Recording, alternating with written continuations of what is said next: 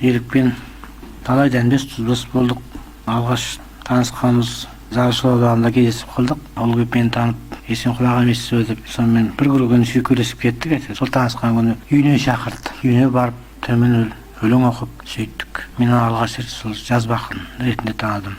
Соны одаққа барып жүріп, ылғи сол одақта бас қосатынбыз, қаламгерде отыратынбыз. Жұматай Жақпаевтар бар, солардың бірге отырып, әңгіме, қалжың сөйтіп жүрдік. Бірақ ол айтысқа шығады деп ойлаған жоқпын. Bir күні еріп домбырасын сөйтіп айтысқа келіп отыр. Ол кезде қазіргідей жариялылық жоқ, абайлап сөйлейтіндей уақыт болатын.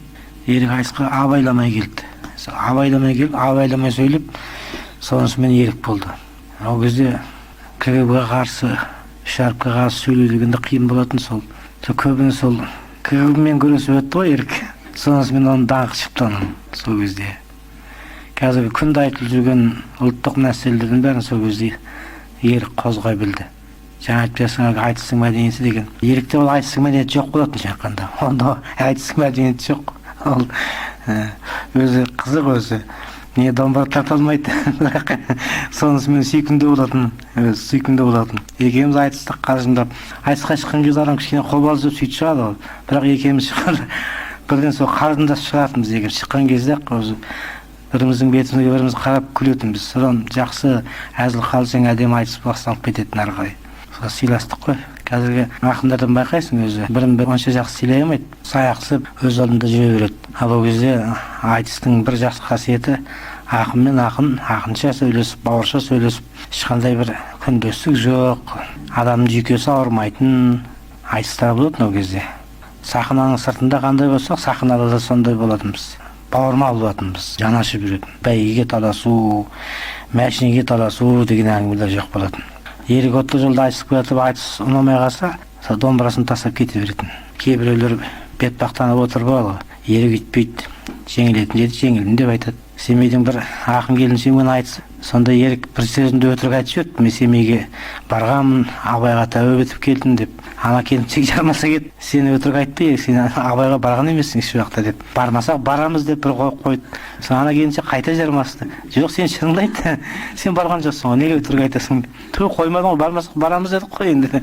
Соң ана келіншек айналдырып келіп қайтадан соны айтты.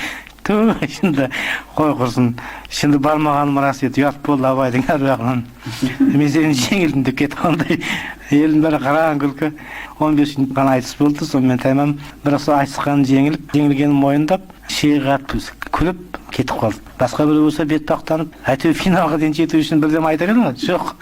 Жеңілген өтірігім шығып қалды деп, өтірігім мойындап кетіп қалды. Мәрттек, жігіттік, қазіргі ақындардың екінің бірінде жоқ. Табиғи ақын еді ғой ерік өзі. Көшеде жүрген жүрсе қалай болса, ол сахнада сондай болатын. Әзіл қалжыңы жақсы еді. Одан біз ауылға кетіп қалдық, көп араласқан жоқпыз әдебиетті, бірақ осы келген кеткен араның бәріне маған сәлем айтады екен. Есенқұл ағаңа сәлем айтыңдар. Ондай ақын сирек, сендер бағасын білмейсіңдер деп айта беретін көрінеді. Қайтыс болардың алдында түн жарымда бір жігіт келді үйге, мені ерік жіберді, Асқарды. Неге жіберді? Сізді банкир деп айтты. Неге айтты? Маған бір көп қаржы керек еді. Сол қаржыны Есенқұл тауып береді деп айтты. Жаңағы мен кедейлігімді кекеткені ғой. Сүйсе анау. Ерік кезде банкада істеген ба, істемеген жер жоқ. Ақша сұрап бастайды. Бұл қазақтың ішінде ең бай ақын Есенқұл деп.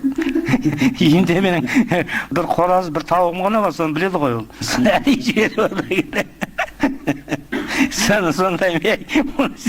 Bana algı ne sen desem. Senin askan bayağı çok aile işi verdin. Anadaki bir sakan bargan eken koydu bir şeye katıp gülüdü. Benim evde mazamda laksam olsun sakan jibirgenim koy sen bay dep. Күліп қойдық. Соның аяқ астынан айтып хабар келді ғой жөнді. Бірақ Абайдың тойында кездескенде өзі бір түрлі еді. Абайдың тойында екен кезді сонда мен автобуспен кетіп бара жатыр едім осы ақындармен бірге. Осы айғайлап түсші деп болмай қойды. Мен түсіріп алдым. Соны екеуміз сол көштен қалып, жұрттан қалып, екеуміз сол оңаша тойладық та ертесіне бірімізбен бір шарасып қайттық. Сонда бір айтамай жүрдім, әйтеуір көп сезе ме адам бала сөйтіп жүрді ғой. Екеуміз екі рет айтыстық енді. Діни тақырыптарда жаңадан қозғалып жүрген уақыт қой енді. Құранның өзі жаңадан басылып жүргенге сол Құранды көрсеткен сол ерік болатын. Сөйтіп жүрген кезде екеуміз айтысып, Соң күн мен бір қалжыңдап едім оған. Құшақтап алып жүрсің кітабыңды, бірдеме қылып айтасың мұқамыңды, қоқаннан қодық мініп келген сартқа қояты дырылдатпай дутағыңды деп. Домбырасы дутар сияқты болды. Соң қалжыңдасып соң ол мені Наурыз көже деп ататты. Наурызда қайтысты ғой. Шешемнің орыстығын айтып тұр ғой. Наурыз көже сияқты ақынсың дейді да. Есенқұл сен де топта жырлап едің, айтысып талларды қырған едің, қаны бар талай ұлттың тал бойында секілді Наурыз көже бір жан едің деп. Наурыз көжеге тең еді ғой мені. Сонда мен бүйтіп әйтеуір сылтаулап жатырмын. Дедің-ау Наурыз көже қосындысың, ақындық дей алмаймын осыңды шын, басы жаңа біріккен қос қалыптың арасына от жағып отырмысың деп. Әлгі желтоқсан оқиғасынан кейін ғой. Сонда Еріктің айтқаны ғой, жырыңмен барасың сен қарсыдауға, дауыңмен қарсыласты қамшылауға, орысқа жемін деп өсе берме, орысшаңа жетеді әрең нан сұрауға деп. Осындай сөздері болатын Еріктің. Осындай көп нәрсе енді есен шығып кетті ғой, бірақ Еріктің нағыз ақындық мінезі көзге көрініп тұратын, жасанды мінезі жоқ болатын оған. Жамбыл атамызды пір тұтатын, Сүйінбайды пір тұтатын, анау ананың атасы-ау, мынау мынаның атасы-ау деген әңгіме ода жоқ болатын. Жамбылдың шығармашылығы, Сүйінбайдың шығармашылығы осы бізден де жақсы білетін Ерік, адам сүйсінетін.